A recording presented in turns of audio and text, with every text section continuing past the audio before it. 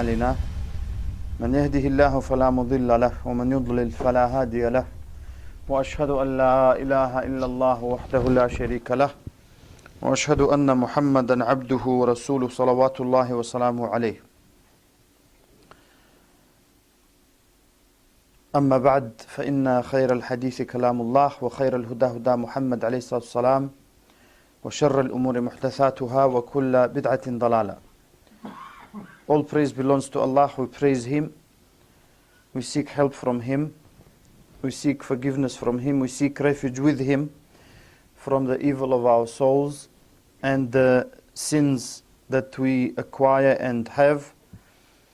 Whomever Allah guides, no one can misguide, and whomever Allah misguides, no one can guide. I testify that there is no true God except Allah alone, who has no partner, and that Muhammad ﷺ is His slave and messenger. Indeed, the best speech is the speech of Allah, and the best guidance is the guidance of Muhammad ﷺ. And the worst things are muhdathat, the new things in the religion, and every bid'ah is dalala, every innovation leads astray.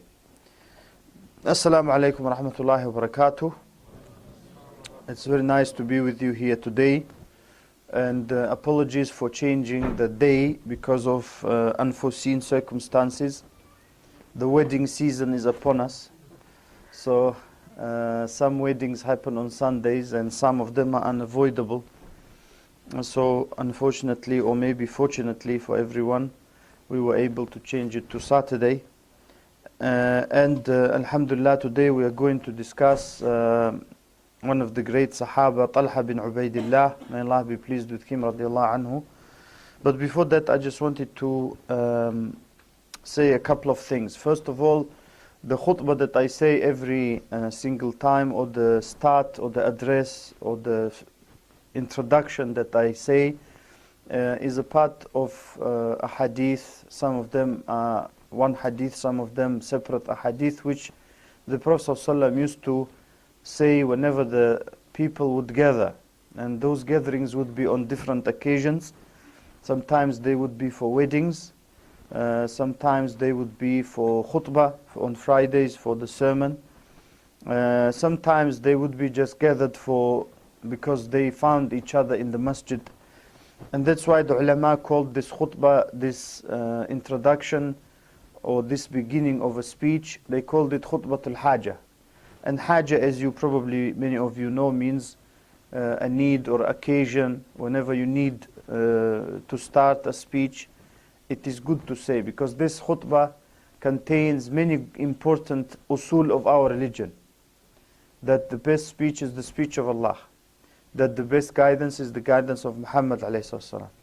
And these great Sahaba radiallahu anhum, they were the best of the Muslims after the Prophet ﷺ. And yet he used to remind them these things every time he had the chance. So we shouldn't also get tired of being reminded of this. If some ulama say it all the time, some scholars, and some students of knowledge, they say it often, because it's better to start a lecture or a gathering with something the Prophet ﷺ started with. The second thing I wanted to say is about standing close in salah, and we should be in the middle in that. Meaning not too close so that we harm our brothers or sisters, in the case of sisters with each other, and that we are not too far apart. Because the Prophet ﷺ said, "Man wasala saffan wasalahu Allah, wa man qata'a saffan qata'ahu Allah." And that actually is dua for those people who connect the rows, meaning they don't leave gaps, and dua against supplication against someone who leaves gaps, that Allah may cut him because he cuts the row. And that's very severe. That's why whatever the Prophet ﷺ made important, we should feel important about it. Whatever the Prophet ﷺ considered insignificant and not important, we should feel the same way. Before, I mentioned on one occasion, when I was here in this masjid, that the way we should try and do the rows is very important, because sometimes in some masajid, in some mosques, we see the people starting the row from both sides even. and they're not connected. So for example, you have on the right side, on the left side, you have a number of people, and in the middle it's empty. And of course that's not correct. Why? Because when the Imam starts the Salah, the way we build behind him is exactly the same way we should do with other rows. So we don't go behind the Imam and leave a massive gap behind him. We normally try, and that's how it was done by the Sunnah and the Sahaba, and the Prophet ﷺ taught them. If there are two people and the third is the Imam, he stands in front of them. We have some ahadith when Ibn Mas'ud, he used to put radiallahu anhu people on either of his side. But this is one of those things the ulama said that Ibn Mas'ud was known for. He was known for some strange opinions. One of them was that قُلْ أَعُوذُ بِرَبِّ الْفَلَقِ قُلْ أَعُوذُ بِرَبِّ النَّاسِ is not from the Quran. That's a strange opinion, and someone who says it now can become a kafir. And some ulama like Ibn Kathir, they said that Ibn Mas'ud actually retracted it or something. But in any case, Ibn Mas'ud was known for that, for some opinions that were not correct. So one of them was, he prayed with some of his students, and they were surprised themselves. They came to his house, and he put them on either side, one, and he did salah. So that is not correct, because the sunnah is to put two people, if we have three, to put them behind the imam, and that's how we do the same. It's slightly different for the sisters. So for the sisters, what Ibn Mas'ud did is correct.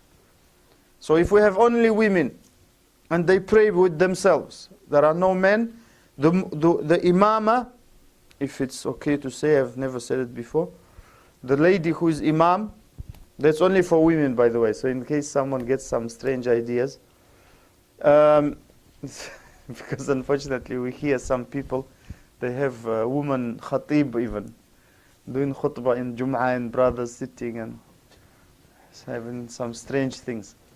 But it's only for women. When women are together, they're praying together, they have a sister who leads them in prayer.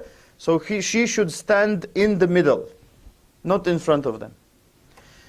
But for men, we build the row like that. So the point I'm making is the same applies to the rows behind. So when we come, we start. If I'm the first one to come and someone is coming with me, we start from the middle. And then what do? Everyone who comes, they join. Just like you build a house. When you build a house, you put the first brick, second brick. You don't put the second brick so far away so the house will collapse when you've built it. The same way we should, the Prophet said, stand like the malaika, the angels stand before their Lord. And they said, how do they stand? He said, taras, not leaving gaps. So we should try, at least we start from the shoulders, that's the sunnah. Because when we start, and probably you know it very well as well, when we start from the feet, we always have gaps. And we stand like we're doing karate training. I know, because many brothers, subhanallah, he comes after me, he wants me to move to him. How is it possible?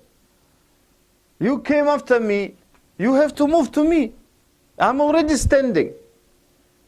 So it's not possible, jazakumullah khair. It's not correct for us to expect that. So anyone who comes to the center of the row, they have to come towards the center. So it's not correct for me to move from the center to you, because then I'm going to make a hole.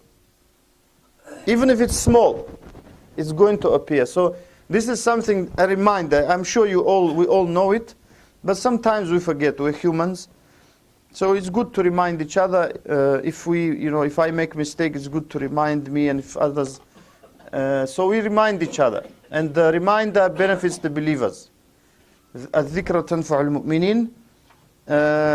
And that is what I wanted to say very quickly before we go to the topic. Today we discuss a great Sahabi from the 10.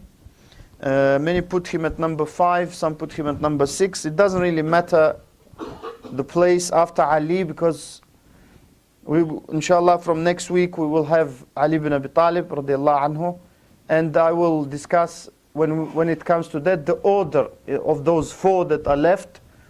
After Ali, it's not, that clear cut. whether Talha is number 5 or 4 or 6 or whatever. I mean, it's great to be in this company, in this illustrious company. So Talha bin Ubaidullah, his full name is Talha bin Ubaidullah, the son of Ubaidullah. Ubaidullah means the small servant of Allah. Because Abd, you know, Abdullah. Ubaid is small of Abd. Same as Uthaymeen is small of Uthman. It's a small Uthman. So in Arabic you have that tasghir. So he is Talha, the son of Ubaidullah, Talha bin Ubaidullah bin Uthman bin Amr bin Ka'b bin Sa'd bin Taym bin Murrah. So bin Murrah, that's already starting the lineage from this man, the lineage of the Prophet ﷺ. So he meets with him at Murrah bin Ka'b bin Lu'ay to the rest, to the end. So of course he's from Quraysh. He's also a Taymi because of one of his great-grandfathers. And he's al-Makki because he was from the people of Mecca. His kunya is Abu Muhammad, the father of Muhammad. And the scholars who describe him, they say, أحد الثمانية الذين سبقوا إلى الإسلام. One of the 8 first Muslims. So some say that he was very, very early. And some they leave it at that. So وأحد الخمسة الذين أسلموا على يد أبي بكر. One of the 5 who embraced Islam through Abu Bakr. Of course, Abu Bakr caused the Islam of many more people, but the very first were 5, and all 5 are in the 10, meaning in the 10 given the good news of Jannah. So imagine how much ajr Abu Bakr gets, radiallahu anhu. And of course, how much ajr the Prophet ﷺ gets. So how much reward, if in case ajr is not clear. وَأَحَدُ السِّتَّ أَصْحَابِ الشُّورَى. And one of the 6 who Umar said to have the shura, to choose the ruler after Umar. كان ممن سبق إلى الإسلام. One of the first to embrace Islam. وَأُوذِيَ فِي اللَّهِ. And he was harmed for that, for the sake of Allah. ثُمَّ هَاجَرْ. Then he did hijrah. And when the Prophet ﷺ moved to Medina, and of course the Ghazwat Badr al-Kubra, the major battle of Badr, because there was Ghazwat Badr, the first was small. You can say, you can't even call it a battle, it was some skirmish or something. When Ghazwat Badr, the battle of Badr happened in the year 2 after Hijrah, it happened that he was, some said, trading in Sham. Sham at the time was Christian. And of course, Ash-Sham, for those maybe who didn't attend the previous classes or you don't know what Sham is, Ash-Sham is a general area which is now divided into 4 territories. They are Lebanon, Jordan, Syria, and Palestine. So that's Ash-Sham in Arabic. So whenever someone says Ash-Sham, in Hadith, Sham of course mentioned. Some of us, we want our country to be mentioned, but it's not mentioned in every hadith or in any hadith. And some of our countries are mentioned with bad ways, in bad ways. So we hope that whatever country we are from, whatever territory we are from, inshallah, we try to be good. So Ash-Sham mentioned in many hadith. Ash-Sham, because it's a good place to live, and after especially it became in the hands of the Muslims. So he couldn't attend the Ghazwa of Badr. Some ulama said because of that, because he was doing trade in Ash-Sham. And some said because he was sent with Zayd bin Amr, Sa'id bin Zayd bin Amr bin Nufail by the Prophet ﷺ to find out information about the caravan of the Quraysh, which they wanted to ambush. And of course he bitterly regretted it. And also it shows that it's permissible for Muslims with conditions attached to do trade in countries that are not Muslim. Some of those conditions are that they do not have any fitna for their religion. They're not going to expose themselves to fitna in their religion to the extent that they may fall into haram. and they have sufficient knowledge to protect themselves from the haram that they will find there, because that's haram, every non-Muslim country. That's why I'm shocked when brothers, when you go somewhere, and this is something I have mentioned many times in many lectures, when you go to some Muslim country that is not ideal, meaning that it has some things to improve, they say, A'udhu Billah, that country is so bad. And he is sitting in a non-Muslim country, as if this is a very nice Muslim country, an exemplary, mashallah. Everyone prays and everyone wears hijab and everyone. It's shocking. When they say that, someone said to me, that's balad fisq for some city. Balad fisq in Arabic means it's like sin city or something, or fisq, it's full of haram and full of this. So I said, Ya akhi, it's better than here, for that city, the Muslim country. So he said, in what way? I said, in every way. Whatever way you think is better. So we should know that we should try and be with the Muslims if we can. If we can. And that's how the Sahaba radiallahu anhum used to do. And we will see that, because they had a lot of fitna in that time, especially after the death of the Prophet ﷺ. Because the Prophet ﷺ was the Prophet, and he was the leader, and they used to go back to him, and they didn't used to argue with him, alayhi salam. So that was a very calm and very stabilizing influence on everyone. After the death of the Prophet ﷺ, some bad people started making problems. So problems occurred, as we will mention inshallah, in the time of Abu Bakr, the time of Umar, time of Uthman, Ali, and so on. So it was a lot of fitna going on, but they did not forsake the Muslim lands, the Muslim countries, and go and live with non-Muslims. So if someone thinks that because there is a problem in a Muslim country, you should go and live somewhere else, that is not correct. Unless your religion or life is threatened, and you run for that for a period of time, then you come back. So that we should try and have in our intentions to try. Some brothers say we do da'wah here. Believe me, here does da'wah to us. And those who say we do da'wah here, most of them, they don't do any da'wah. They're watching 6 o'clock news. That's their da'wah. So we should try have that in mind. I'm not saying that everyone should do hijrah. No, that's not possible. But we should try and have it in mind that we should aspire to stay with the Muslims. Even, ikhwan, we all know, in Muslim countries, when you have a Eid, it feels like Eid. If you haven't ever tried, please go and try one Eid. Go and try Ramadan in any worst Muslim country. The one that is the worst, you think. And go and try Ramadan. You will not want to come back, believe me. I guarantee you, if you're a believer, if you love Allah, and if you love Ramadan, you love fasting, and you love praying, you will not want to come back. Try it. So if we can, we should try and do it. If we can't, then it's a different issue. Wa alaikum salam. So that's how the Sahaba used to do. And Talhah radiallahu anhu, his hand was paralyzed in the Battle of Uhud, and the Battle of Uhud was mentioned many times in our series. It took place in the year 3 after Hijrah, and it's called Battle of Uhud, as probably many of you remember, because of the mountain that is in Medina, near Medina, on the outskirts of Medina, which is Uhud, mountain of Uhud.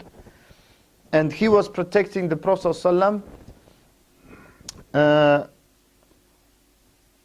in that battle. That is why his hand was paralyzed. It was obviously hit, it was injured, and some nerves were cut that led to the paralysis of the hand. So he couldn't really have control of his hand. Some of his fingers were cut off on that day. So there was a great sacrifice from many of the Sahaba, and we said similar things about Zubayr radiallahu anhu, and Talha was one of those.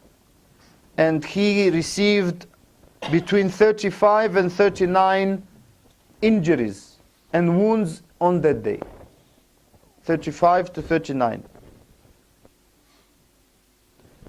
So, and of course for some who may not know or who may have forgotten, the Battle of Uhud is described in the Quran in Surah Al-Imran, this family of Imran, Surah number 3.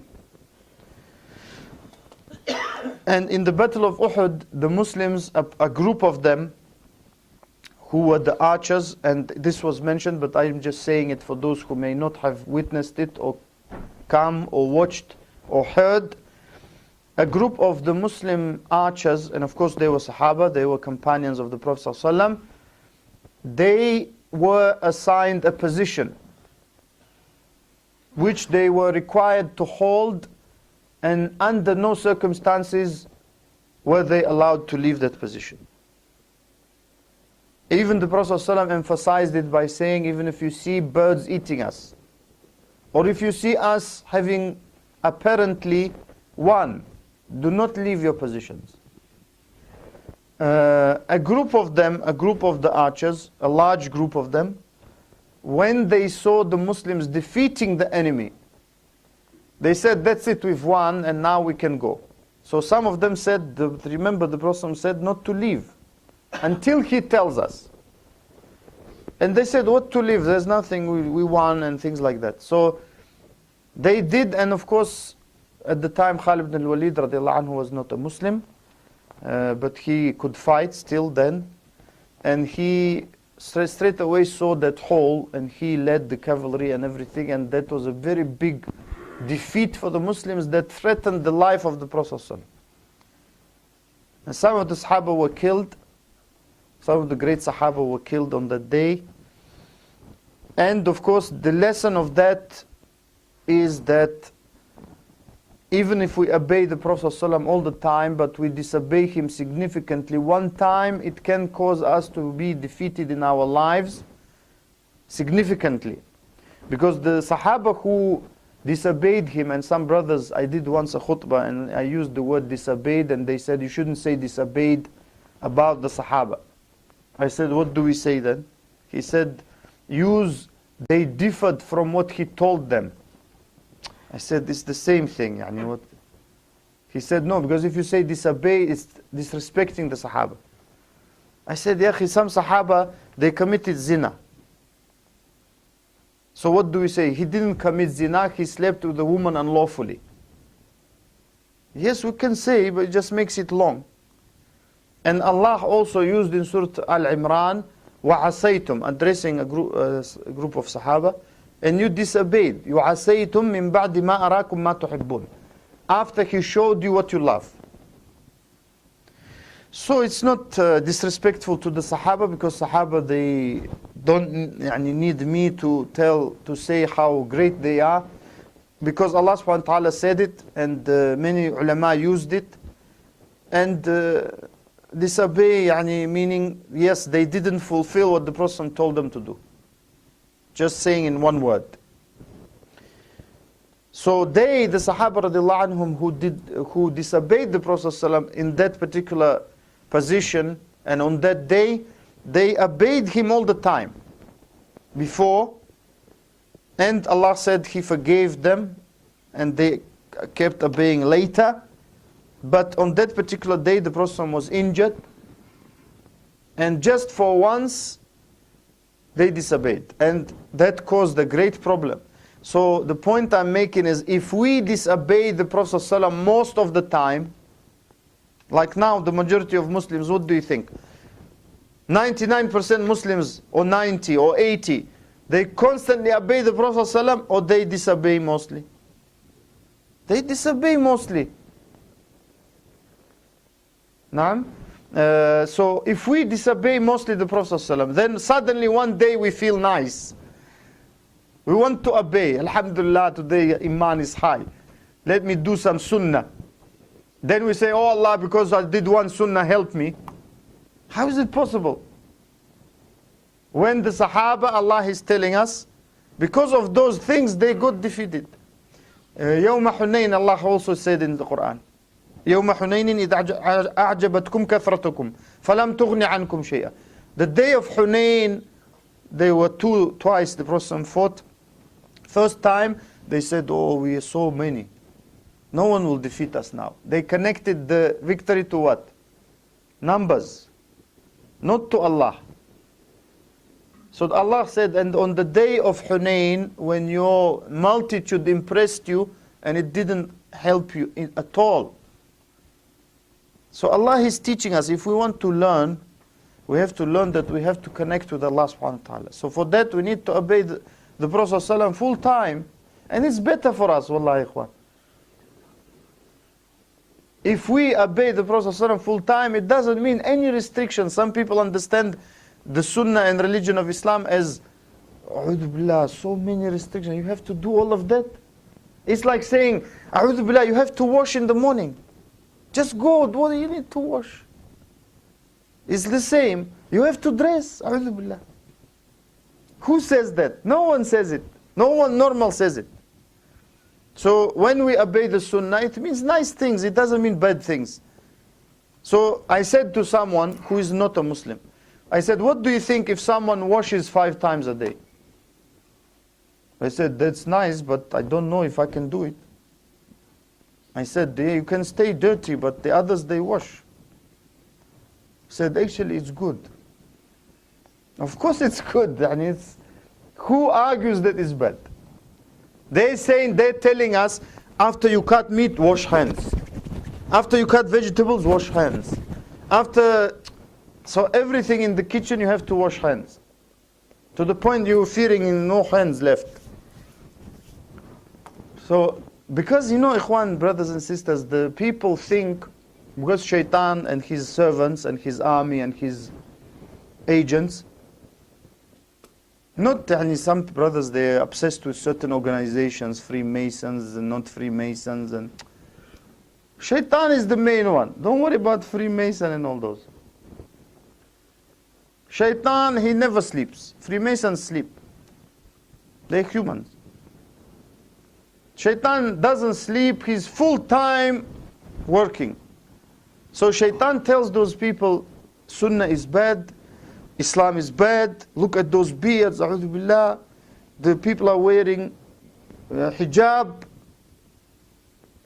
Naam. Especially they scared the women. Hijab is terrible. In the hot countries you will die.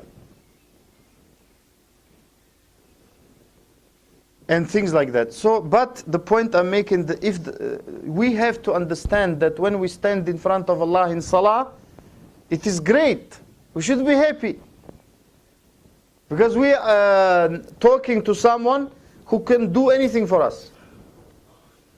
Imagine someone said, there is someone at the masjid, when you finish salah, there was that truck called lorry, that big one, long. He's brought a lorry full of money. So just for this masjid.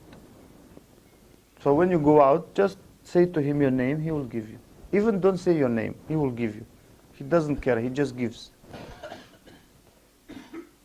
That we can't believe because it's too good to be true.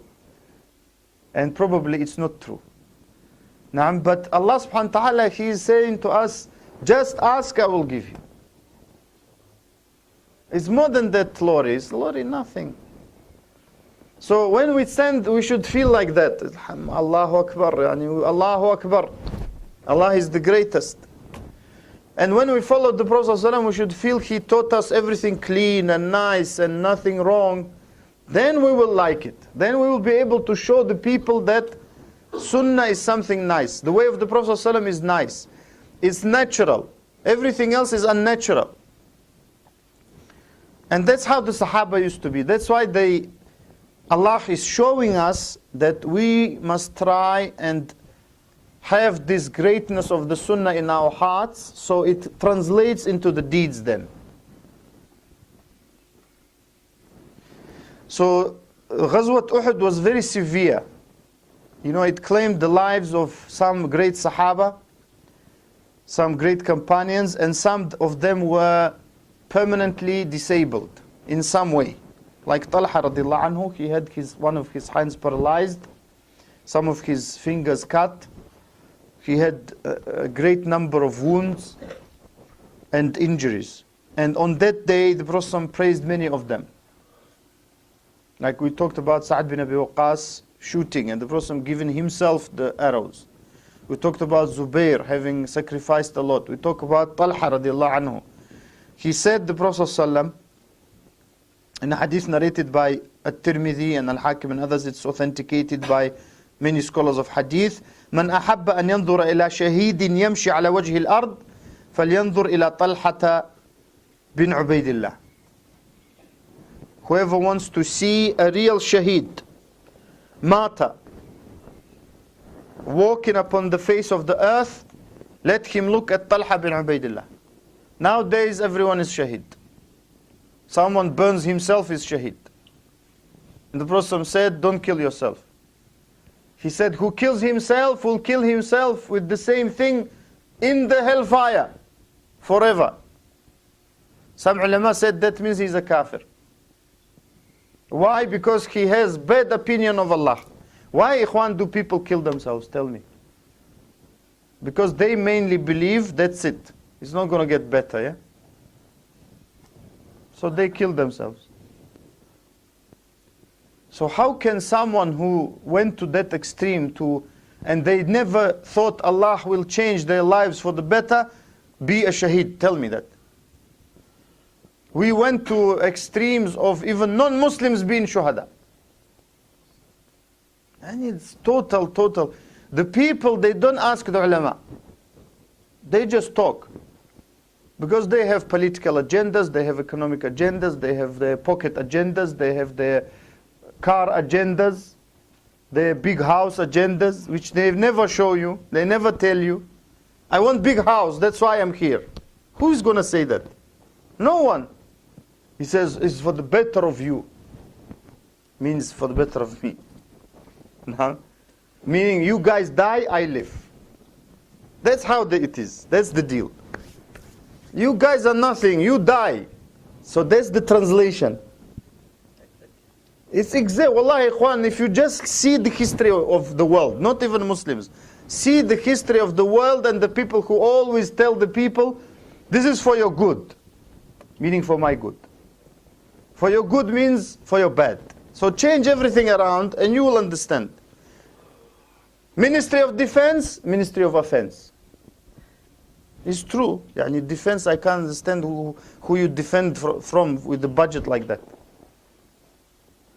So,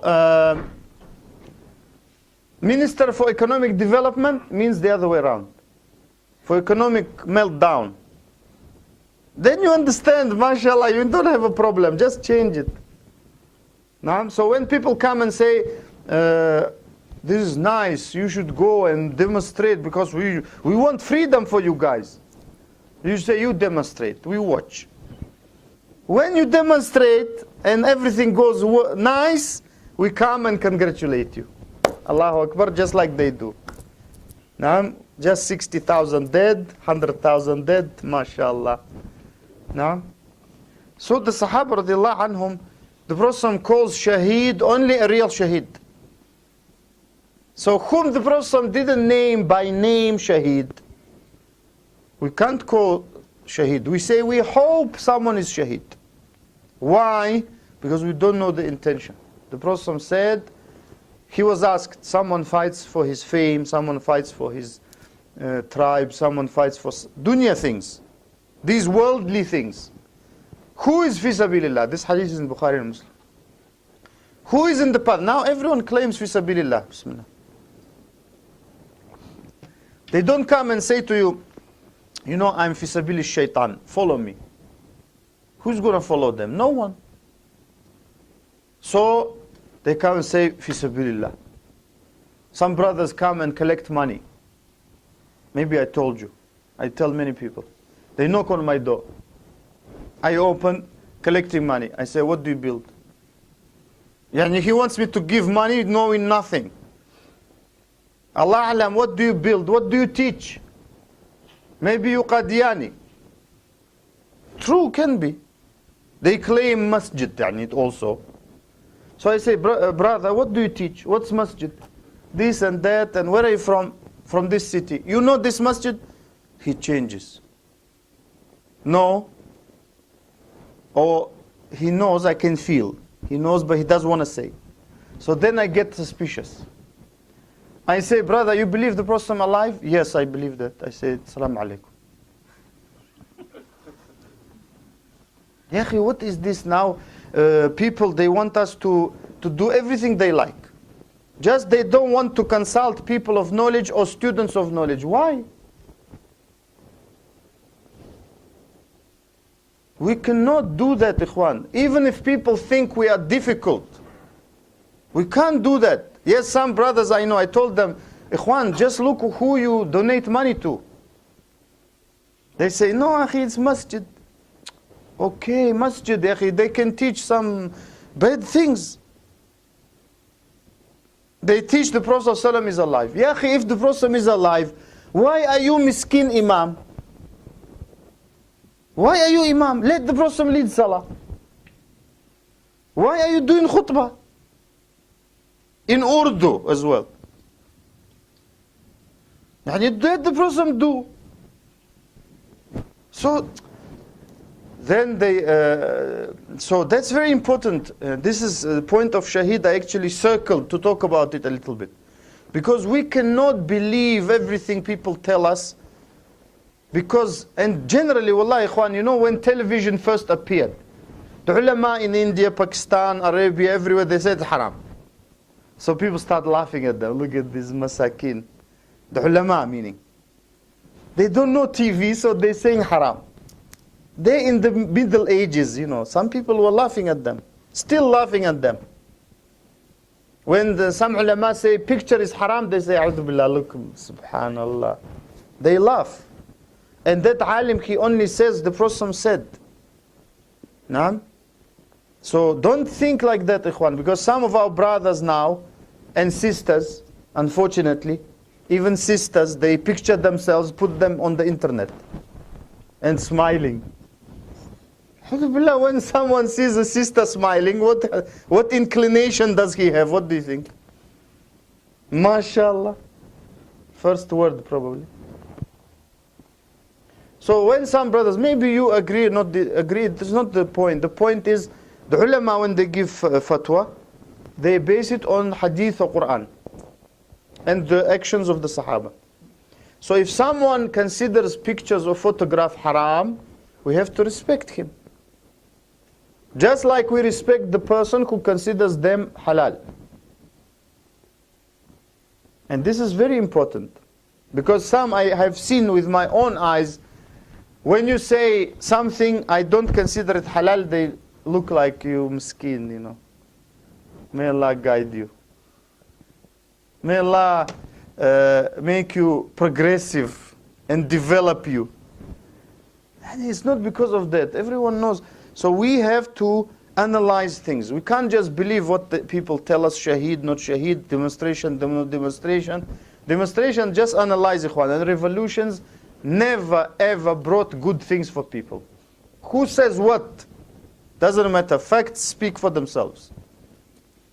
Even in London, when they make demonstration, what good comes from that? Nothing. You know, some people say, go demonstrate for Palestine. Subhanallah, do you think you just went there for 2 hours chatting to Aisha next to you and carrying, some they carry women, you know, on themselves. I don't know what that is, Allah alam, which sunnah they're following. They carry a woman, and she's shouting, like a horse or something. So, because you went and 2 hours you were shouting, that's mashallah, I've done my job for Palestine. Is that it? What is this? So we have to analyze everything. You know, we have to be clever. So if someone comes to us, we want to build the masjid, we want to build this, we want to do this. Brother, if you're true what you're saying, we will help you. We will give you 10 pounds, 50 pounds, 100 pounds, 1,000 pounds, whatever we can. Build it. But if you're building something that is against the sunnah and against the da'wah of Rasulullah sallallahu alaihi wasallam, we are not allowed to help them.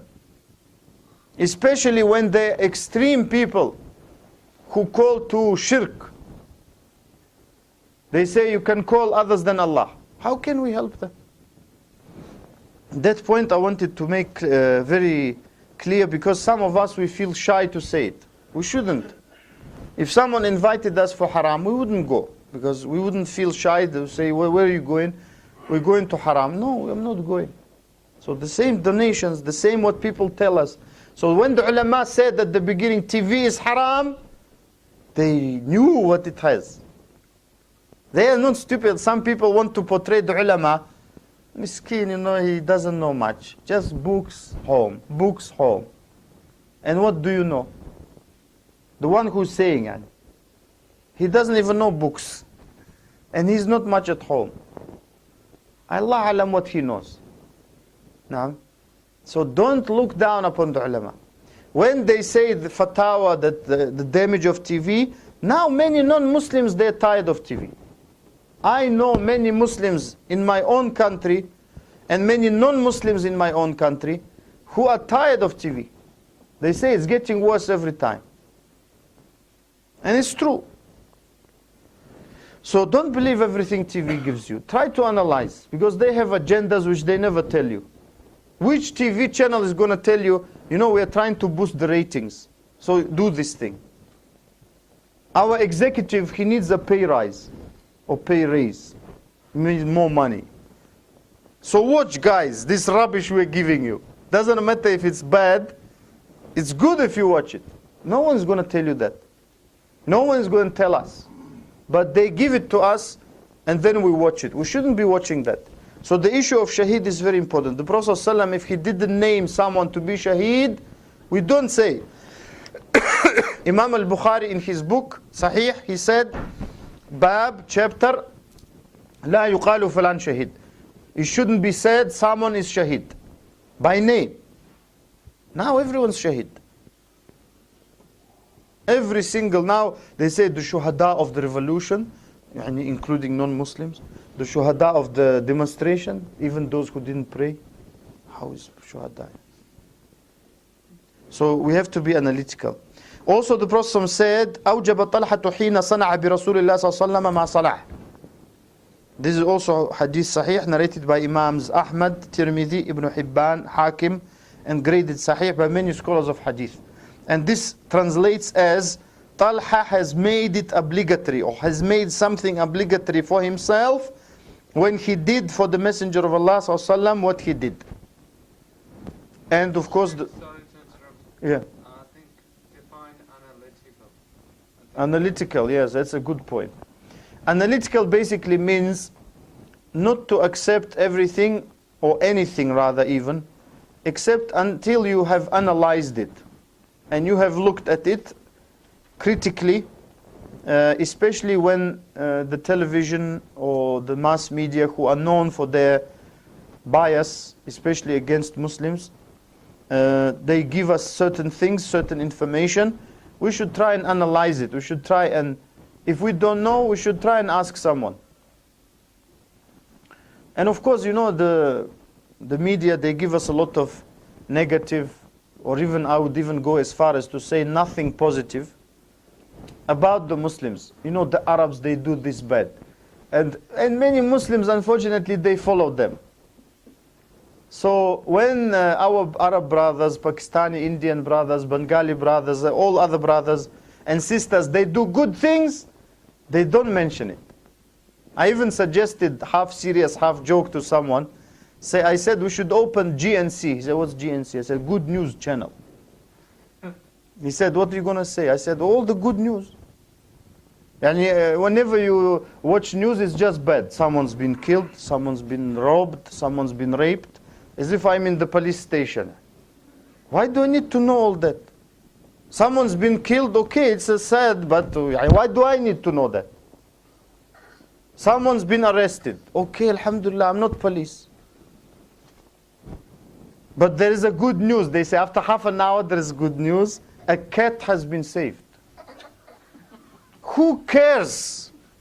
Does anyone ask? There was a miraculous escape for a cat. You know, when I watch the news, I become ill, subhanAllah. I say there is Muslims dying and cat been saved. MashaAllah, Allahu Akbar. We should all be happy. A cat in Britain is saved. That's very important. You need to send a reporter, don't forget, to interview the cat's owner. Yes, it went up and down and stuff, and ridiculous. Then they interview the sports people. Now sports, 15 minutes we're talking about sports. Test match, a'udhu billah. Because I know some of you may be watching test matches. I think it's called test match because it tests your patience. 5 days glued to the TV, a'udhu billah. One guy I went in Leicester, he was doing my hair. He was watching, I said, something's going to be on my hair now. He was watching the cricket. Like this. So we watch these things, we don't even think about it. So sport, they interviewed the sport. Yes, they were attacking, we were defending. It was very hard match. But finally we won. That's it. What else are you going to say? Tell me. The guys who got defeated, they say it was all credit to them and all that. And I can give you all the interviews without talking to them. Any waste of time. Fill our brains with fluff. And then the people are running. I went into a shop and it said, support your national heroes. I said, who are they? They're the cricket players. I said, A'udhu Billah. National heroes. What did they do? Threw a ball. Yani, this is ridiculous, ikhwan. The other guy, I mean, don't get me wrong, maybe I don't understand these games, but so many people standing. 2 guys running. So where is the hero, yani? I don't get it. So the people are programming us to just be in cricket, football, basketball, all the other balls, but not think about important things. You know, after Salah, I hear in the masjid, the young boys, and we won, and you lost. And they're talking about football teams. Meaning they consider themselves Manchester United. Some people say, don't talk about these things in the masjid. I said, where can we talk? Where? In Asda? Where can we gather the youth and we can talk about this? We're in the masjid and you have to talk about it. Manchester United against someone else, and it's us against you, and you did that and we did. I said, brothers, what are you saying? You are not them. And you are not them. Red devils, mashallah. I'm a devil. Allahu Akbar. I don't know if you have some Manchester United supporters, maybe. Someone looking somewhere. You know, in Egypt, the national team is called the Fir'auns. Wallahi, ikhwan, I'm not joking. In Arabic, it's called Al-Fara'ina. The pharaohs, and they're proud. Allah cursed them, a'udhu billah. They used to be idol worshippers. And you proud to be a Fir'aun? Since when? So, you know, we have to, this issue of Shaheed, I'm talking broadly, an issue of an analysis and everything, because the TV is filling our heads with fluff. Nothing serious. Nothing proper. You know, they show the women how to undress, not how to dress. They say, we'll show you how to dress nice, then they undress. Yeah, you promised us to dress. Then they undress. And strangely, wallahi, every time I go outside, I notice, men always are more dressed than women. Why? Even when the women wear shorts, I don't want to describe them. When men wear shorts, it's nice, yani, at least to the knees. Women, a'udhu billah, it's not shorts, yani, it's something ridiculous. So is that what we want to watch? And not analyze. Give us and them and Manchester United, national heroes, Pakistan, Sri Lanka. I said to one brother, who do you support? He said, India. I said, all the mushriks? He said, I never thought about it. I said, of course, because they're Indians and you're Indian, but just it happens you're a Muslim. Most of the Indian team are not Muslims and they worship idols. In Islam, it's the greatest sin. I said, when Australia play India, who do you support? He said, of course, India. I said, you should support Australia. He said, A'udhu Billah, why? I said, they Ahlul Kitab. He said, yeah, I never thought about that. But they're nasty, he said. I said, well, I don't know about that. But so these things, people never think. And we expect Allah to help us. When we waste 5 days on a cricket match, A'udhu Billah. Who invented a sport like that? 5 days. Inna lillahi wa inna. I couldn't believe when someone told me first time. I said, this is not a sport, ikhwan. 1 week you're playing. And sometimes no result. And they use some weird methods to calculate. And the football is the same, man. Just shorter. But some brothers, they have fitna penalties. Oh, Allahu Akbar, Salah. I wish Salah was a bit later, because I could watch the penalty. It's fitna. I mean, why are you connecting your heart to that? It's nothing significant. Who cares that someone is in the final, not the final? Look at what happens. Algeria, Egypt, killing each other. For what? Football. A'udhu Billah. I heard with my ears some Algerians saying, those Egyptians are kilab. They're dogs. I said, A'udhu Billah, why are you saying that? Did you see how they played? I said, no, Alhamdulillah. How did they play? They were killing us. I said, but that's how you guys play.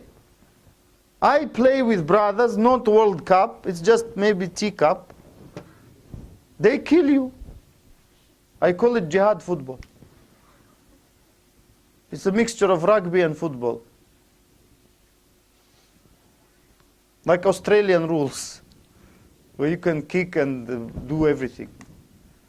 So Muslims becoming like that, and look at Sahaba. Look at what Talhah will say at the end about Uthman radiallahu anhu.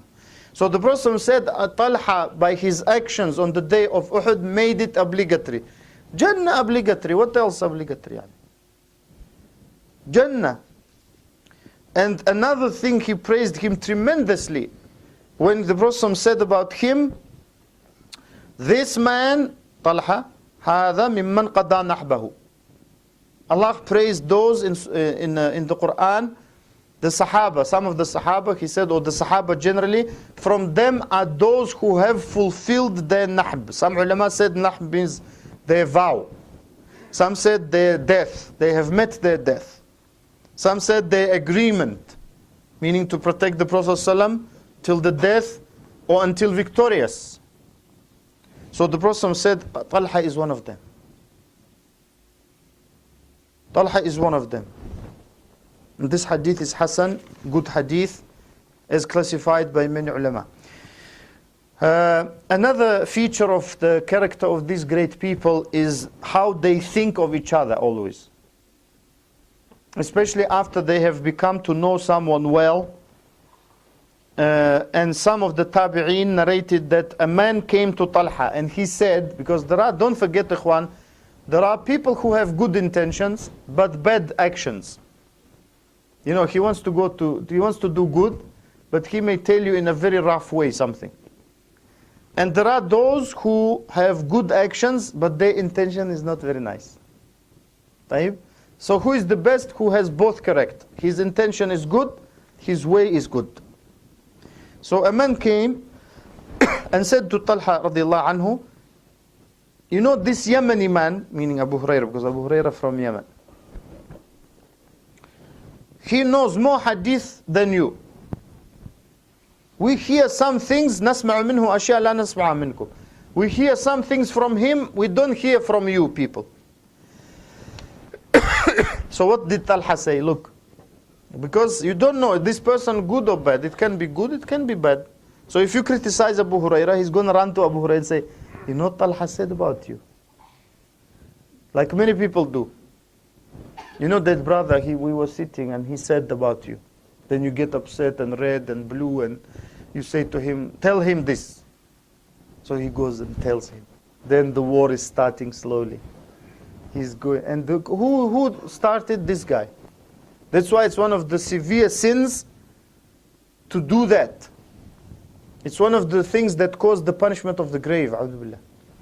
The Prophet said, when he went by some grave, 2 graves. One of them, he said, used to do it. Used to do namima. Used to go between people with the intention of corrupting their relationship. That applies to husband, wife. That applies to friends. That applies to just people who know each other. So this man we don't know. And he said, Talhah, he's one of the scholars. He is very wise. He said, I do not doubt that Abu Hurairah heard more than us from the Prophet ﷺ. And he explained. He said, I will tell you, سأخبرك. We used to be busy with our houses, with our farms. And we used to come to the Prophet ﷺ sometimes to see him. Maybe in the morning, maybe in the afternoon, maybe in the evening. And he said Abu Hurairah was miskin. Meaning, he didn't have money or anything or property or anything. And he used to be upon the door of the Prophet ﷺ. And that's what Abu Hurairah said. And Abu Hurairah radiallahu anhu, he became Muslim in the year 7 or 8 Hijrah. So he only accompanied the Prophet ﷺ 2 or 3 years. And yet he became the narrator who no one comes not even close. 5,200 or 5,300 hadith. The closest is 2,000. It's double, and more than double. And how? Abu Hurairah said, because I used to be happy with what filled my stomach. And sometimes nothing filled his stomach. He was hungry. But he wanted to be with the Prophet ﷺ. He wanted to hear what he says. He wanted to be guided by his guidance. And that's what Talhah said. He used to be on the doorstep. So the Prophet comes, he's with him. He goes inside, he's not with him. But every time he comes, he's with him. So he goes between his wives, he's going walking. Every time the Prophet ﷺ goes somewhere, he's with him. So Abu Hurairah radiallahu anhu, of course, he memorized more. And then Talhah, very nicely, he said a statement, which he put it as a question. He said, وَهَلْ تَجِدُ أَحَدًا فِيهِ خَيْرٍ? Do you find anyone who has any good in him? يَقُولُ عَلَى رَسُولِ اللَّهِ صَلَّى اللَّهُ عَلَيْهِ وَسَلَّمَ مَا لَمْ يَقُلْ? Saying about the Prophet ﷺ what he didn't say. This is also defense of Abu Hurairah. And Abu Hurairah is known for being a good person. One of the ulama. So do you consider anyone who is good to say something like that? Say something about the Prophet ﷺ that he didn't say? And this is narrated in Tirmidhi and was authenticated by Tirmidhi himself and also Ibn Hajar and others. So this hadith is, or this rather narration from Talha is very important in that we should always think good of the ulama. We should always think good of, first of all, Allah. He will always correct our affairs as long as we do what He said to do. He will help us, He will rescue us, without it we can't do, we will be stressed out. And also we should have good opinion of our brothers and sisters. Even if they make mistakes, what do you expect a person to be an angel never making a mistake? It's not possible. And more than them, we should think good of our scholars, ulama. And that is why we shouldn't listen to the media, because they always say bad things about the ulama. Like I gave you some examples about pictures, about TV, about this. They say, and this is something that people unfortunately allow others, some of them munafiqs, some of them I don't doubt they're probably out of Islam, who constantly bash the scholars of Islam. And they call them names, they downgrade them, they look down upon them. When if we were to do it with any scholar in any science, we would be called extreme. So if, imagine you say, this professor, he's miskin, he needs to grow up, imagine saying that about just a miskin professor, he just يعني I don't know how long he's been there, 15, 20 years. He's now a professor. The ulama, the scholars of Islam, they sometimes they study 50, 60 years. They don't stop.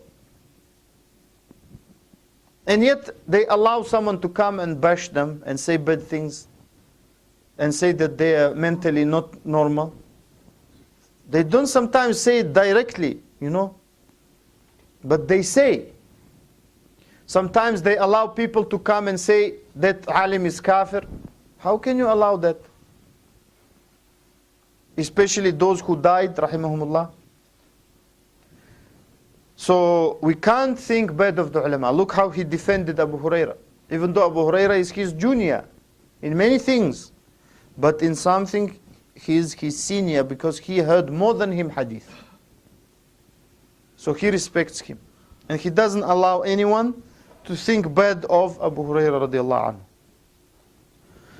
And of course, as with many other Sahaba, Talhah bin Ubaidullah radiallahu anhu was very generous. He used to spend a lot. One of those cases was when the Prophet ﷺ called him Talha al-Fayyad. Maybe you heard the name Fayaz or Fiyaz. Yeah? So that's from Fayyad. Fayyad means the person who spends a lot or who gives a lot. Very generous. Because once Talha, he bought a well. So you can buy and sell wells. Not like communist countries. I grew up in one. Who used to say everything belongs to the people. Meaning to no one. It's true. Wallahi, I grew up like that. I spent 21 years there. They used to say, it belongs to you people, meaning to us. Because you couldn't claim it. So they used to say, all factories belong to you, meaning you can work in them. They don't explain the meaning, but they say, factories belong to the workers, meaning they work there. And the land to the farmers. People owned nothing, ikhwan. Well, they said you can't sell and buy land. That's terrible. How can you do it? Meaning we own it. You know, you see how people and some now Muslims, they say, I'm a socialist. Miskin, he doesn't even know what it means. I'm a communist. Some brother said to me, someone said in a Muslim country, I'm a communist. He said, do you pray? Yes. So you can't be communist, because they don't accept religion. He said, really? He doesn't know even. He hears things, say, I'm a communist. You believe in Allah? My brother scared him, said, you disbelieve in Allah in the last day? He said, A'udhu Billah, no. He said, then you're not a communist. He said, really? He doesn't know. So communism, they don't allow you to buy, sell land, and no one, can you believe, ikhwan, no one was allowed to have a business. Can you imagine that?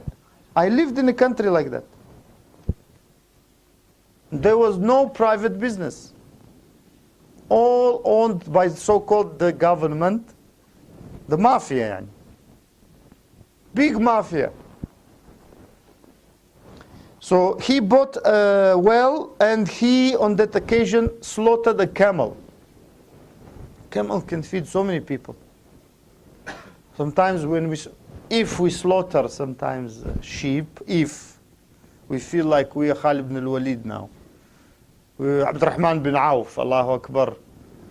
5 brothers came, mashallah. And these people, look how they do. Even now, you go to Muslim countries, you see not only Arab, but especially Arab countries. You see hospitality. Some brothers, they think it's waste of food. It's not, it's hospitality. And the food that is left, they distribute to other people. So the same used to be done in those days. The food that was left was distributed. So the Prophet ﷺ called him Anta Talha al-Fayyad. Some, This question, yeah. this question is on my mind based upon Yeah, no problem. as Muslims we have Sheikh Google. Yeah. We get into the situation, we get into conversation when we find somebody disagrees with us. Uh-huh. And egos get the better of us. We think we are right and the whole world is wrong, even to the point that Alhamdulillah. scholars are wrong. So how should we deal with those issues? What's the Yeah, it's a good question. When we have issues of difference or maybe debate, we can say, or conversations, we should try and first of all have ikhlas.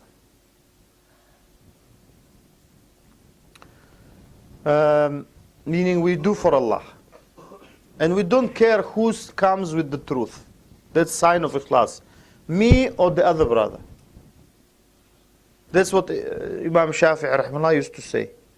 When I debate, I don't mind, or rather even he said, I want the truth to come from my opponent, so that I can show ikhlas and follow it.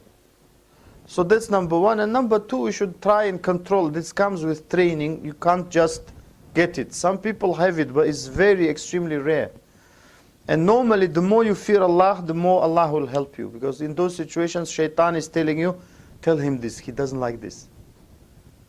Just get up and shout. You know, you can even feel yourself that shaitan is winding you up, and the other guy, there's another shaitan. Each one of us has a shaitan working full time. So we should try. We all humans, we make mistakes. We should try and do what we can. So ikhlas for the truth and follow good manners. The Prophet ﷺ called Talhah on this occasion Talhah al-Fayyad. Talhah the generous, Talhah the one who gives a lot. So someone may say there is a hadith or a number of a hadith telling us not to praise people. One of them said, the Prophet said, you cut his back, or you cut his neck, or you broke his neck, or you broke his back when someone praised someone. Another says, the Prophet told us to throw dust in the face of those who praise. So how do we reconcile? We reconcile by saying that those who praise excessively are blameworthy in any case. So whenever we meet, we say constantly exaggerations about each other. That's not correct. Secondly, even if you want to praise someone like the Prophet used to do, as we have seen with all the Sahaba we have discussed, he said nice things about them. And this, the scholars said, this is praise for someone who you don't generally fear that they will become proud of themselves, or they will avoid, they are humble enough for that not to affect them. And alhamdulillah, most of our brothers think I like that. And sisters between themselves, I don't advise sisters to praise a brother, or brother to praise a sister. But between themselves, they should apply the same things. So they can praise each other, and they should encourage each other, and say, mashallah sister, you do well. MashaAllah, brother, you did well. It doesn't cost us anything. And you know, maybe that will charge him for the next 10 years. He's been working for the past 10, 20 years. And every time you meet him, you say, Akhi, you know, that was wrong. Don't be offended. But yesterday you said this, that was very bad. And the day before, I can't remember, but some time ago, you know, one brother even came to me and said, after the khutbah, did you say this in the khutbah? He was in the khutbah. He said, did you say this in the khutbah? I said, no. He said, oh, alhamdulillah, because I thought you said it. I said, subhanallah, at least make sure I said it before you correct. So, we should say good things to each other. We don't know how long we live. The same applies to husband, wife, to your children, to your parents. Say to them nice things. And to our brothers. Doesn't mean that we don't correct each other, but we should say nice things. The Prophet doing it. And by doing that, he encourages them to do good. And Talhah radiallahu anhu is reported, there are many numbers, I don't want to tell you, like we said about many Sahaba. They used to spend hundreds of thousands of coins, gold and silver, on their guests, on their friends, on their relatives. Another point I want to make, we would drawing to the close and slowly, inshallah, is that when the issue of Uthman, of course the problem with Uthman arose, and we will discuss it. The reason I don't want to discuss it in detail because I want to discuss it more when we come to Uthman radiallahu anhu. But very briefly, Uthman started appointing to very key positions or important positions some of his relatives, some of the people who were related to him. And some people saw it as preferential treatment and started criticizing him for that. Talha was one of them. And he said when he went to the Battle of Jamal, and we said, it was mentioned last week that the battle of, or rather the occasion of Jamal was called like that because of the camel that was carrying Aisha. And Aisha was against Ali. And the issue was Ali and Muawiyah and the people of Sham against the people of Iraq and things like that. And the people who were demanding the avenge or the revenge of the blood of Uthman radiallahu anhu. Because the issue, look how people start by saying he appoints, and then it leads to the death of Uthman radiallahu anhu. In Dhul Hijjah on Friday, old men like Uthman reading Quran. Nothing stops them. They killed him in cold blood. So some Sahaba said, Talha, Zubair, Aisha, they said, we have to demand to see and to punish those who killed Uthman. So it all led to differences of opinion, and it all led to a standstill and to a battle. Actually, it was a real battle in the year 36 after Hijrah, which became known as the Battle of Al-Jamal, or the Day of Al-Jamal. And of course, on that day, Zubair, we talked last week, he regretted because Ali told him, did you not hear the Prophet say this? Did you not hear this? He said, yes, I heard. So you shouldn't be fighting us. And Zubair and Talha both saw Ammar bin Yasir with Ali. So Ammar bin Yasir, one of the Sahaba radiallahu anhuma, the Prophet ﷺ said about him, Ammar, you'll be killed by a transgressing group, someone who transgressed the limits of Allah. So when they saw Ammar with Ali, they said, that's what the Prophet said, so we can't be fighting Ali. And Talha also, he said that I regret what happened from me in relation to Uthman, because when he saw Uthman was killed, it severely affected him. So everything changed. And he was regretting how he didn't support Uthman. And that's what the ulama said. You know, he criticized Uthman. And they said, فَعَلَهُ بِاجْتِهَادٍ. He thought that's his correct thing to do, and he exercised his judgment. But when he saw Uthman being killed, he, of course, changed his opinion. He had very big regrets about not helping Uthman. And of course, many Sahaba were not in Medina at the time. It's one of the things that they planned as well, being Hajj season and Hajj time. And Talha was one of the first to give bay'ah to Ali. To give bay'ah. Bay'ah, of course, means pledge of allegiance.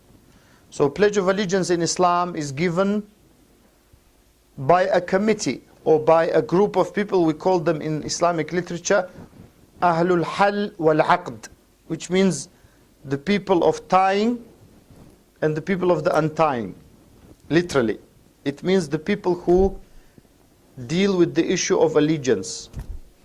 So even if a Muslim comes and takes power by force, and they consider that there is no use or there is no power to resist him, and even if he is a mafia, and even if he is a thug, but he took it by force, and there is no way we can move him, we are obliged to save the blood of the Muslims and to give him bay'ah. That is the fiqh of that issue. So those people who are very well known in the society, and Talha was one of them, they give bay'ah to the next Khalifa or king or ruler or president, whatever he may be called. Some of those names, yes, are not really correct. But let's not pick on names. You know, we Muslims are dying and we're picking on names. We want to pick on issues. So Talha was forced by the people who killed Uthman to give bay'ah to Ali. And he later changed his mind. He later changed his mind. And of course Talha and Zubair radiallahu anhu, may Allah be pleased with them, when they saw the situation, and Ali spoke to them actually. Because Ali radiallahu anhu, none of them, we can't think of Sahaba, they were intent on spilling blood. But they thought that this was the way. And Aisha regretted it severely, that she went against. And some people even said to her, you are here now exposing yourself to being killed. You are one of the mothers of the believers. And you came all the way here. They spoke to her, they advised her. It's okay, don't. It's just kids. When we were kids, we were worse because we think we were so good, you know, when we were kids. We were worse. Just ask your mom and dad. The kids, mashallah, is well behaved. Even has a red top, mashallah.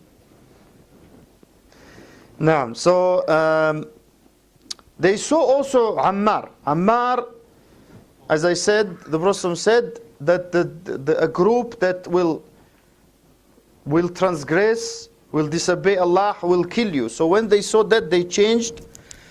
And of course, both Zubair and Talha, they turned back. They didn't want to fight. Actually, they didn't want to take part at all in the fighting. And Zubair was killed, as was mentioned last week. The same way Talha bin Ubaidullah radiallahu anhu was killed. So when fitna happens, brothers and sisters, a lot of blood is spilled. That is why the Prophet ﷺ tried his best to prevent it always from happening. You know, it's not good for us to say, Inshallah, Shaheed, Inshallah. Like now, that's how it's become. Akhi, there will be bloodshed. Yeah, Akhi, don't worry, Shaheed, Inshallah. It's not correct. That's not how the Prophet used to think. That's not how the Sahaba used to prevent bloodshed. So when Talha was going away, someone shot an arrow at him, and some reports say it hit his knee, and he bled to death, or he kept bleeding until he died. Some say it was an unknown person who shot the arrow. Some say it was Marwan bin Hakam. Marwan bin Hakam, he became one of the rulers of Muslims later. He's considered one of the tabi'een, even though some ulama said it's possible he may have seen the Prophet ﷺ. So some say it was Marwan bin Hakam, and that's what many scholars said is correct, that it was him. And Imam al-Dhahabi rahimahullah said, قاتل طلحة في الوزر بمنزلة قاتل علي. He said that's his opinion and opinion of many ulama, other scholars, that the person who killed Talha in his sin, or in sin, in the degree of sin and guilt, is the same as the person who killed Ali. We will talk about Ali next week, inshallah. And don't be offended if the issue with Ali is a little bit longer, because Ali's biography is a little bit heavier. So that's how Talha radiallahu anhu was killed. And of course, you may notice the way Zubair and Talha died as if they didn't want to retaliate. And they didn't want to engage because they were very courageous fighters. You don't just get someone like Zubair or Talha and someone kills them so easily. And it's true. They didn't want to spill blood. And many Sahaba preferred to die mazloom meaning wrongly being killed, rather than kill someone wrongly. That's very important to know. Because now we, like I said to you in the beginning, we have a lot of people who say, no problem, you will have good life, don't worry about it, let's do demonstration, revolution, whatever else, Asian.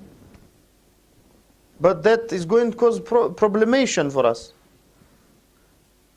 Naam? But they say, no problem, don't worry, meaning they just sitting somewhere in London and telling you to do revolution. There's most of them. Somewhere in New York, London, Paris, wherever else, do revolution, don't worry, when everyone is dead, we come.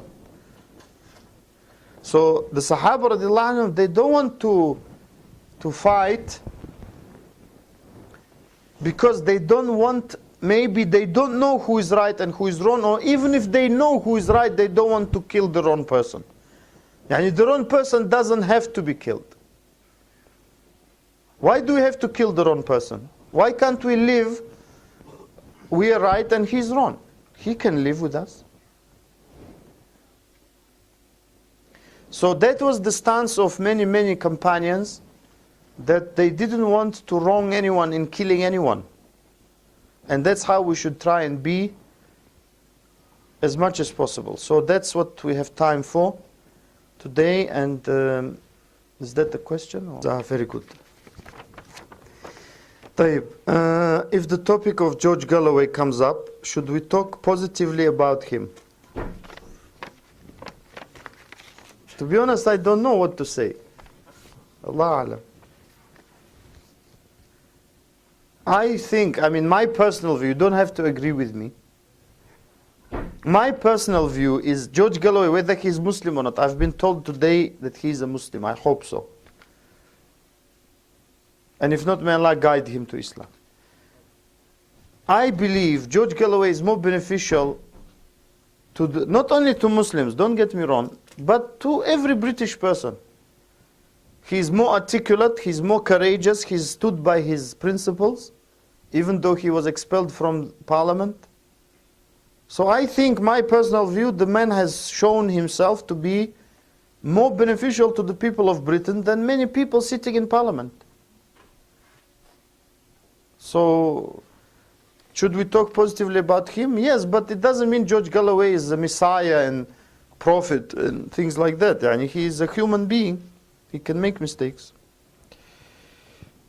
Can you be a Muslim secretly? Yes, you can be, if you're afraid that openly declaring your Islam. Jazakallah khair. Thank you very much. I was expecting this question, but it came on the 6th week. But it's good that it came.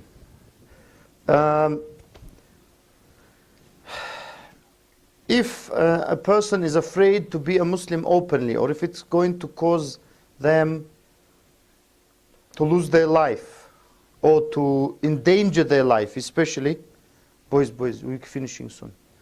Then of course you can be Muslim secretly, but of course there is an issue of praying and things like that. If it's possible to keep all of that in secret, and for women to wear hijab in secret, or if it's not possible for them to wear hijab due to the threat to their life, then you should ask ulama.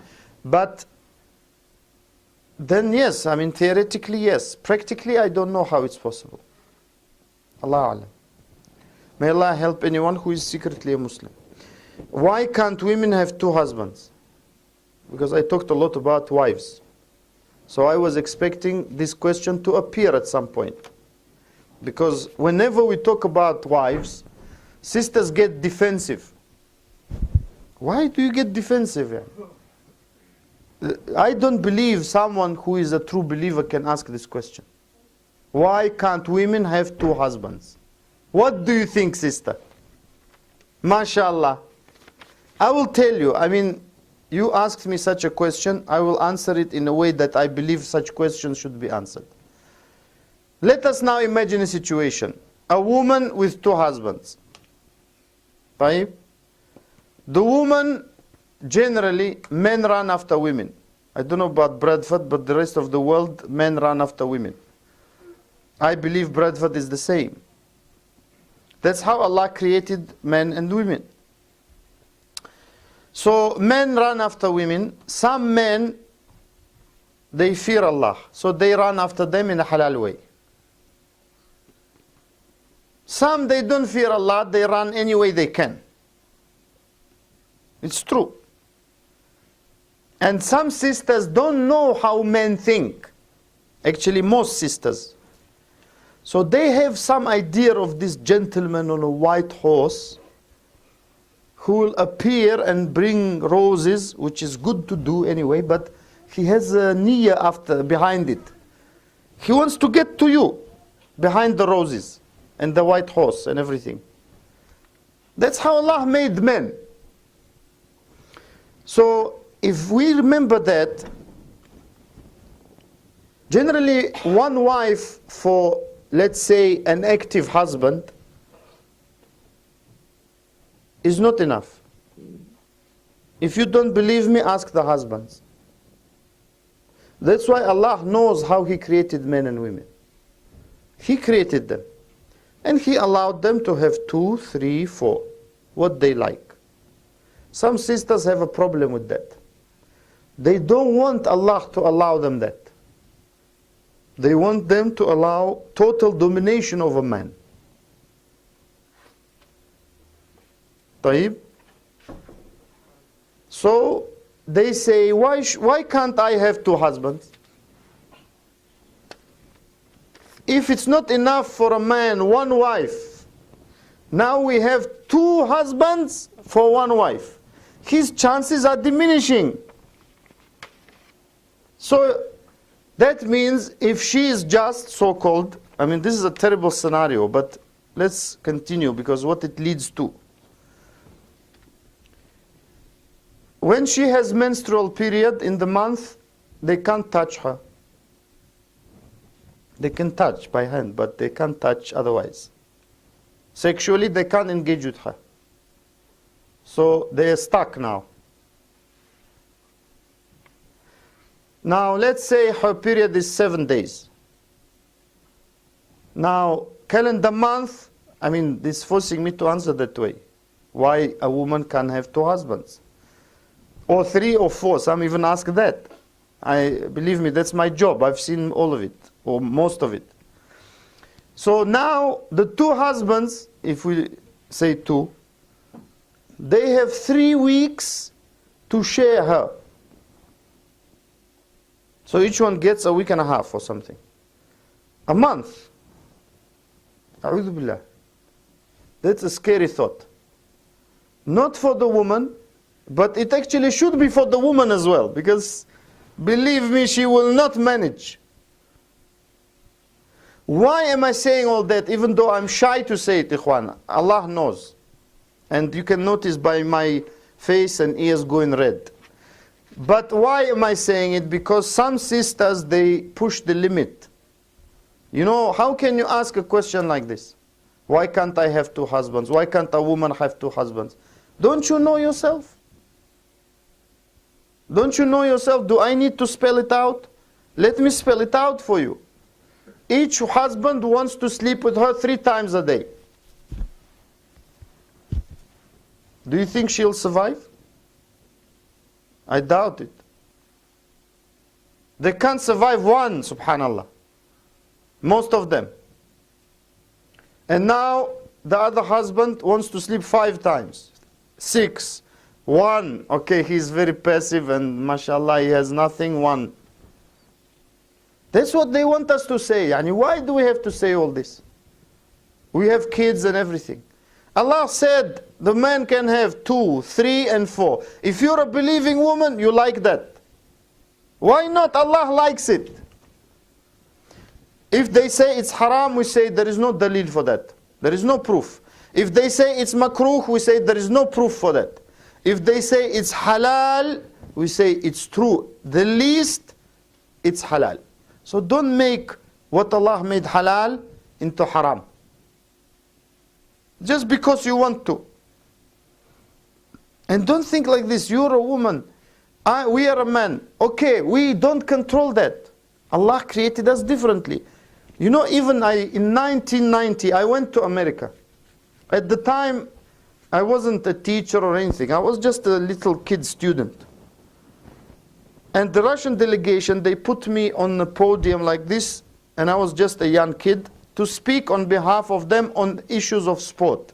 I know it doesn't look like it now, but I used to be quite fit, and they wanted me to speak on the issue also. So I mentioned something to the American public, or the local public who were there, and one of them was that women should not really engage in sports that harm her health, like weightlifting, boxing, karate, and things like that.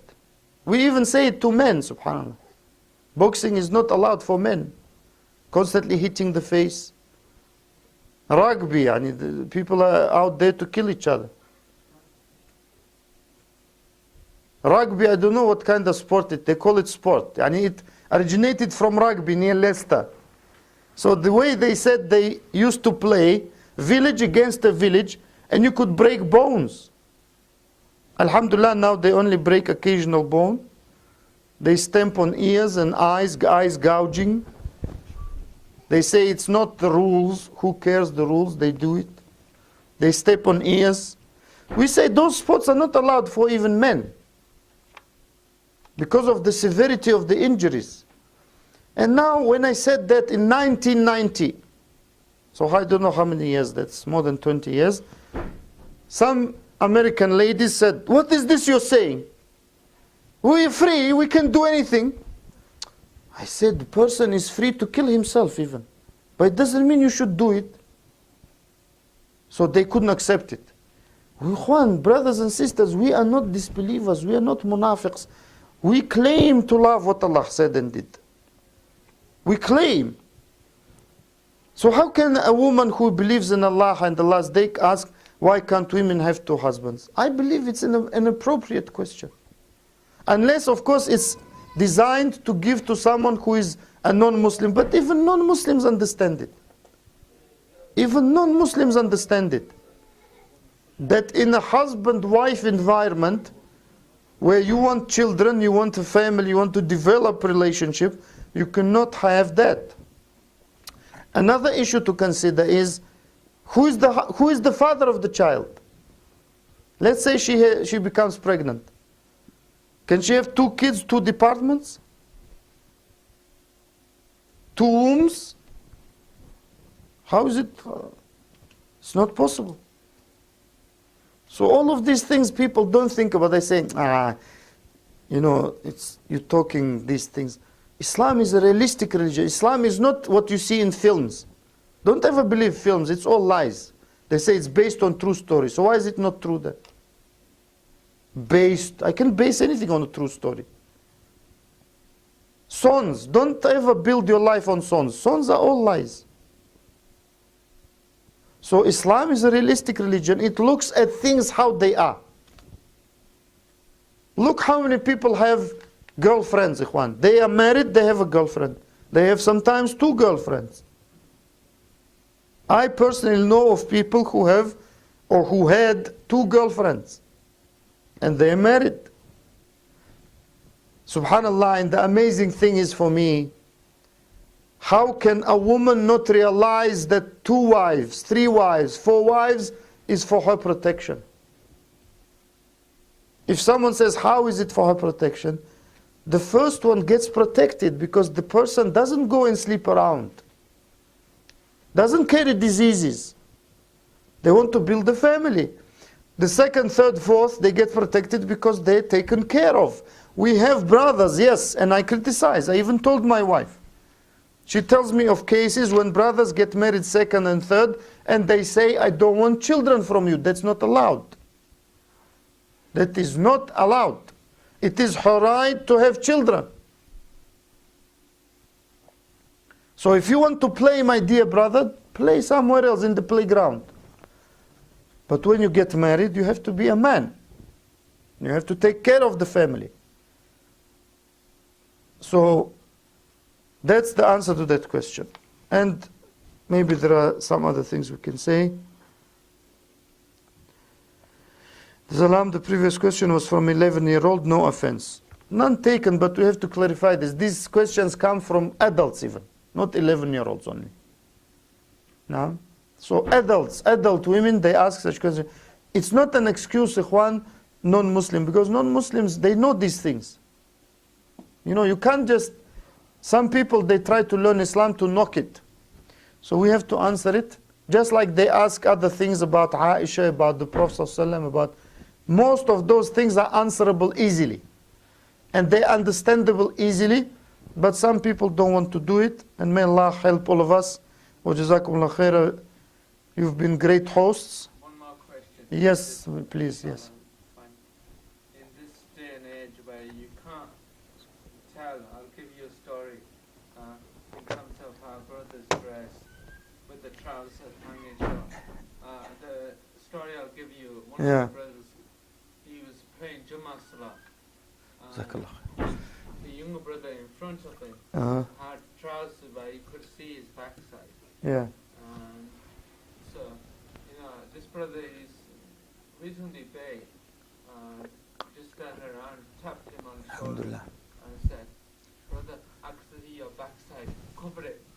So, being a typical teenager, he looked at his friend for support. My friend, he stood outside waiting because he thought, right, it's going to be a conflict. So, but he I'm didn't listening. stand up.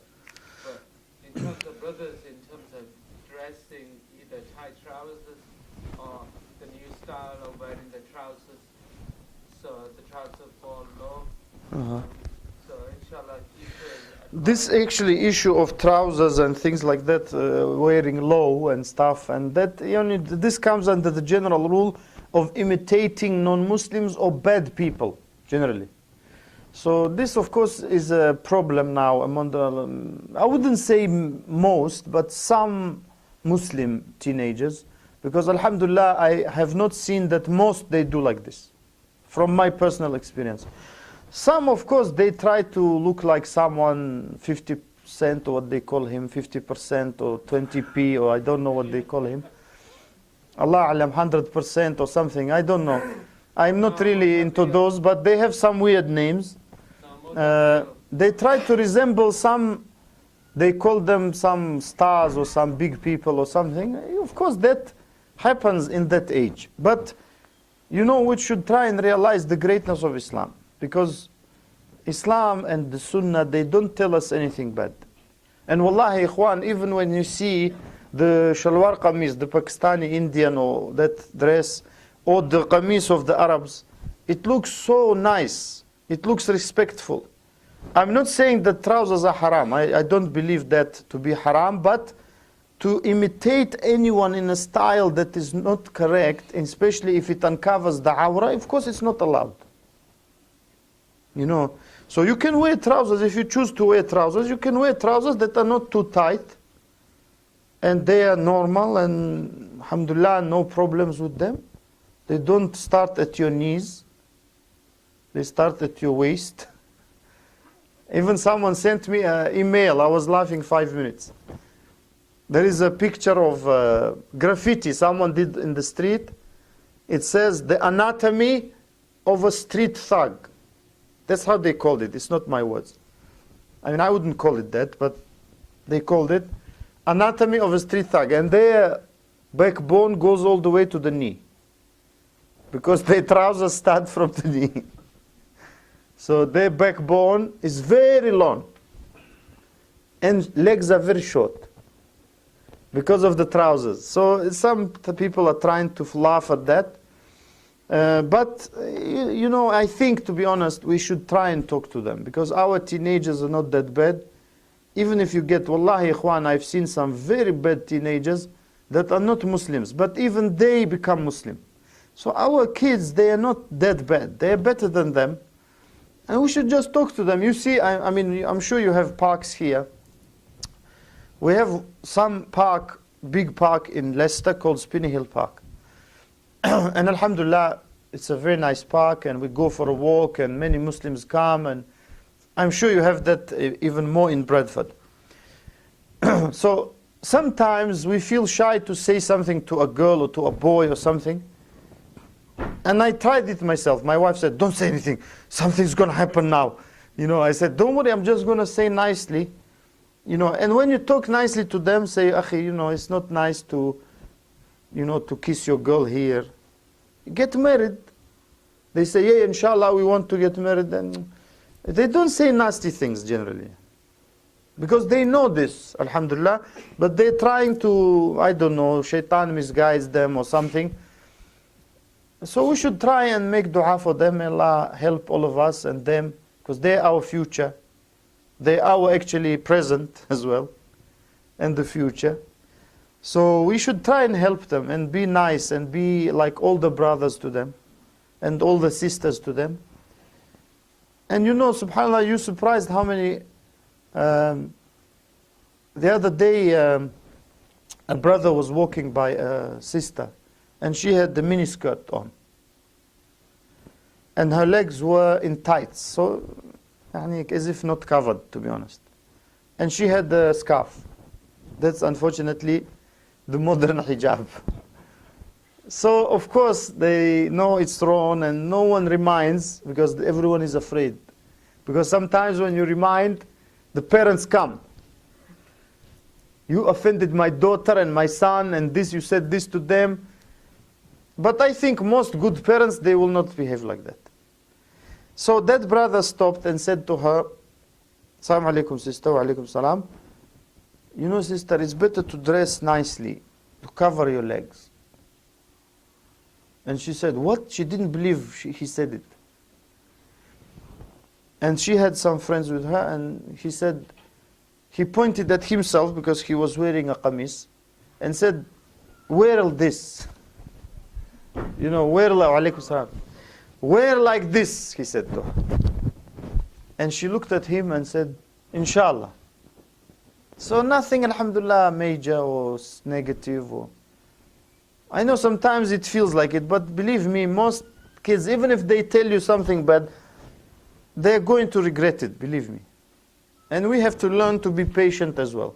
Imagine that day your younger sister or your child, because if you have children that age, and you will treat it like that, because sometimes your child or your younger sister or brother, they can say bad things to you sometimes. But they regret it and say sorry, So may Allah guide them, and we should help them, and we should, I believe, make more facilities for them in mosques. Even if we do food once a month, we collect money, 300 pounds, 200 pounds, 100 pounds. We buy pizzas for them, and we sit and, okay, maybe they will discuss football. Then they will get used to the masjid.